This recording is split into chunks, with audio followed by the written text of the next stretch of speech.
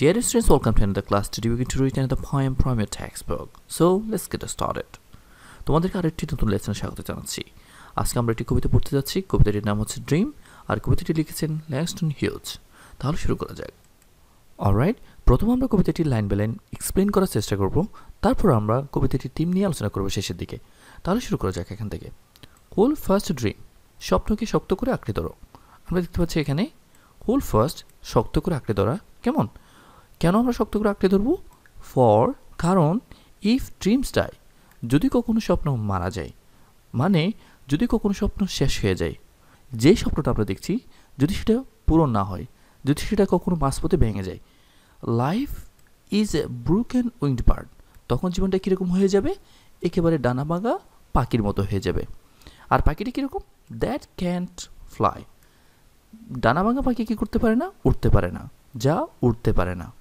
যদি আমরা ঠিক এখান থেকে আরেকবার বলার চেষ্টা করি, স্বপ্নকে শক্ত করে আঁকড়ে ধরো, কারণ যদি স্বপ্ন মারা যায়, জীবনটা হয়ে যায় ডানা ভাঙা পাখির মতো, যা উঠতে পারে না। লেখক এটুকুতে আমাদের কি বোঝাতে চেয়েছে? চলো একটু এক্সপ্লেন করা যাক। এই কবিতাটি শুরু হয়েছে আমাদের প্রতি একটি ইনস্ট্রাকশন দিয়ে। ইনস্ট্রাকশনটি হচ্ছে আমাদের অবশ্যই একটি স্বপ্ন থাকা দরকার। কেমন, আমাদের স্বপ্নটিকে শক্ত করে আঁকড়ে ধরে থাকতে হবে, যাতে সেটা কখনো ভেঙে না যায়। এই সুন্দর পৃথিবীতে একজন মানুষ বেঁচে থাকার জন্য সবচেয়ে বেশি গুরুত্বপূর্ণ হলো স্বপ্ন। একবার চিন্তা করে দেখো, যে মানুষটা আজ বেঁচে আছে, সে কোনো না কোনো স্বপ্নকে আঁকড়ে ধরে আছে। যখন স্বপ্নটি ভেঙে যায়, তখন সেই জীবনটা হয়ে যায় মিনিংলেস। কেমন, এখানে কবি আমাদেরকে বলছে don't give up what you want, যেটা তুমি চাও সেটাকে কখনো ছেড়ে দিও না। কেমন, if you do your life will be meaningless, যদি তুমি সত্যি সেটা করো তাহলে তোমার জীবনটা হয়ে যাবে meaningless. Here, the poet uses the first metaphor by comparing a life without a dream, like a bird broken winged. এখানে কবি স্বপ্নহীন মানুষের সাথে ডানা ভাঙা পাখির সাথে তুলনা করেছে। কেমন, যদি আমরা একটু এই পিকচারটা দেখি, আমরা বুঝতে পারছি যেখানে পাখিটির পাখা ভেঙে গেছে। পাখা ভেঙে যাওয়াতে তার কি হয়েছে? অবশ্যই তার অনেক ক্ষতি হয়েছে। কী ধরনের ক্ষতি হয়েছে? তার ফ্রিডম হারিয়ে গিয়েছে।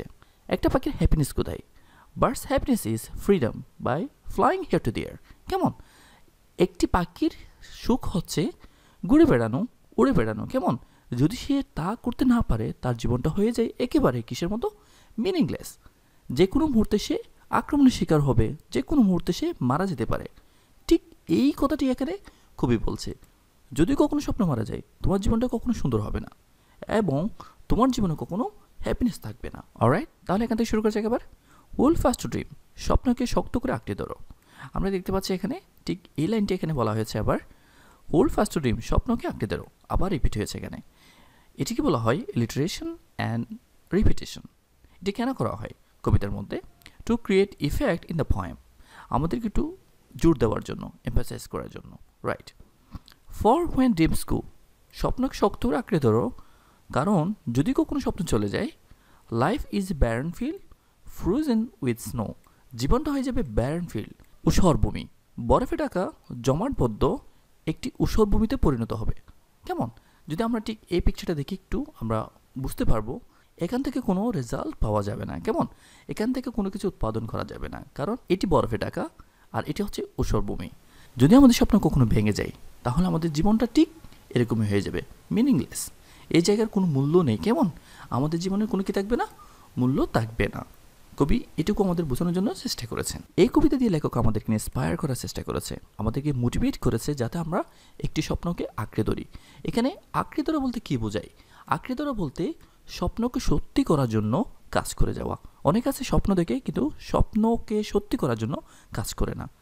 লেখক বলেছে এখানে হোল ফার্স্ট, স্বপ্নকে শক্ত করে আঁকড়ে ধরো, তার মানে স্বপ্নটি সত্যি করার জন্য তোমরা কাজ করে যাও। কেমন, রাইট, তাহলে এবার আমরা দেখছি এই কবিতার থিম কী।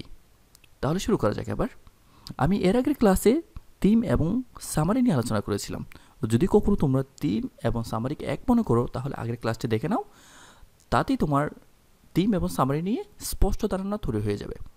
আমি এই কবিতার থিম নিয়ে আলোচনা করছি, শুরু করা যাক। The theme of the poem is the importance of having dream in human life. In this poem, poet shows the contrast between life with a dream and without a dream.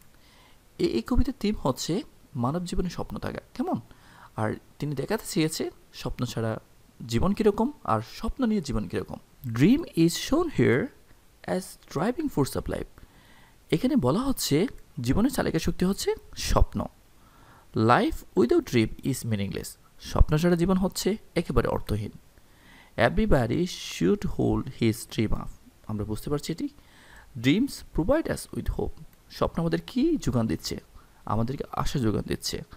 কেমন আমরা আশাবাদী হচ্ছি, আমাদের জীবনে অপরচুনিটি শুরু হয়ে যাচ্ছে।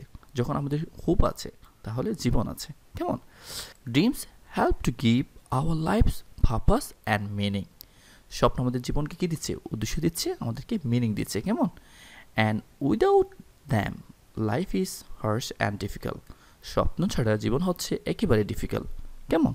এ হচ্ছে কবিতাটি। তাহলে এটুকু তোমরা লিখে নাও এবং পরীক্ষার জন্য শিখে নাও। দেখা হচ্ছে আরেকটি নতুন লেসনে। So number today I'll come with a new topic. Bye bye.